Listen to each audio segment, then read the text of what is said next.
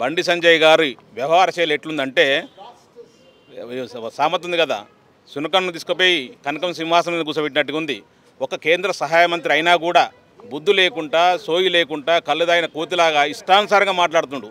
ఒక తొలి తెలంగాణ రాష్ట్ర ముఖ్యమంత్రిని కేసీఆర్ గారి మీద, ఉద్యమ నాయకుడు, జాతిపిత, తెలంగాణ జాతిపిత అట్లాంటి పెద్ద నాయకుని పట్టుకొని ఇష్టానుసారంగా, సోయి లేకుండా ఇష్టానుసారంగా మాట్లాడుతుండు. ఏమంటారు సామెత ఉంది కదా, కుక్కతో కొంకరన్నట్టు కదా. ఒక కేంద్ర సహాయ మంత్రి అయినా కూడా ఇంత నీచంగా మాట్లాడడం అనేది సిగ్గుమాలిన చర్య. ఎందుకంటే ఒక పోలీస్ అధికారి చెప్పినని చెప్పి ఈయనేదో బీదర్లో ఒక నోట్ల ప్రింటింగ్ ప్రెస్ ఉందని చెప్పేసి ఈయన పోతుంటే ఎవరు అధికారి వద్దు, ఒక నాయకుడు వద్దని చెప్పిన సిగ్గు లేకుండా మాట్లాడుతుండే. అసలు ఏమన్నా మాట్లాడే వ్యవహారం మాట్లాడే పద్ధతి అది. ఇది ఏమైనా సరే కూడా ఇది తీవ్రంగా ఖండిస్తున్నాం. బీఆర్ఎస్ పార్టీ కార్యకర్తగా తీవ్రంగా ఖండిస్తున్నాం, తెలంగాణ బిడ్డగా ఖండిస్తున్నాం. ఒక కేసీఆర్ గారు మంచి పేరు మీద లేదా ఆయన మీద బురద చల్లే విధంగా, బట్టగాల్చి మీద విధంగా ప్రయత్నిస్తుండు. ఈ మధ్యకాలంలో ఎక్కడ కూడా సోషల్ మీడియా లేదు కాబట్టి ఒక సోషల్ మీడియాలో ఒక వార్తలు ఎక్కాలని చెప్పేసి ఉట్టి సొల్లు వాగడం. గతంలో కూడా ఒక ప్రజెంట్ తెలంగాణ రాష్ట్ర బీజేపీ ప్రెసిడెంట్ ఉన్నప్పుడు కూడా శవాలు ఒక మసీద్ దవ్వుదాం, శవాలు దొరికితే మీరు తీసుకోండి, శివం వెళ్తే మీరు తీసుకోండి, పిచ్చి పిచ్చి మాటలు. కళ్ళు దాయిన కోతులా కంటే దారుణంగా ఒక గుట్కా ఒక పాన్ డబ్బల కాడ ఉండే సిగరెట్ గుట్కాలు తినే వ్యక్తిలాగా మాట్లాడదు తప్ప ఒక కేంద్ర స్థాయిలో ఒక లీడర్ అయ్యిండు, ఒక సహాయ మంత్రి అయ్యిండు. ఇక్కడైనా బుద్ధి తెచ్చుకొని మాట్లాడాల్సిన బాధ్యత అతని మీద ఉంది.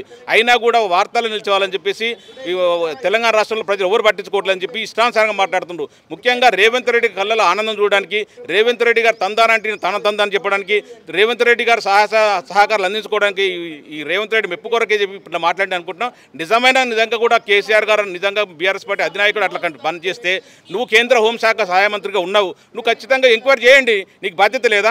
నువ్వు ఎప్పుడో 2023లో ప్రింటింగ్ ప్రెస్ ఉందని చెప్పి ఇప్పుడు సిగ్గు లేకుండా ఇప్పుడు ఎప్పుడు మాట్లాడతావు? సిగ్గు సరే ఉందా అసలు? నీకు నాయకుడు కదా. గతంలో కూడా 2023లో కూడా బీజేపీ ప్రభుత్వం ఉంది కదా, ఇప్పుడు కూడా బీజేపీ ప్రభుత్వం ఉంది. నిజంగా సోయి ఉంటే, నిజంగా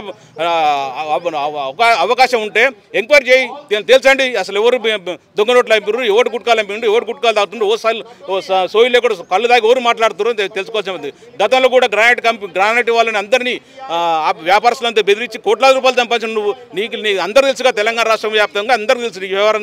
నీ తెలంగాణ రాష్ట్ర ప్రెసిడెంట్ పదవి పోయిందంటేనే నీకు దానివల్లనే.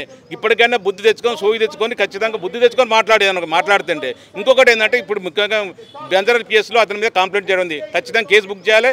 అతని మీద నిరాధారణ ఆరోపణలు చేసినందుకు కేసు బుక్ చేయాలి. ఖచ్చితంగా అతని మీద యాక్షన్ తీసుకోవాలని చెప్పి ఈ పోలీస్ డిపార్ట్మెంట్ కోరుకుంటున్నాం, డీజీపీ గారిని కోరుకుంటున్నాం. జై తెలంగాణ, జై కేసీఆర్.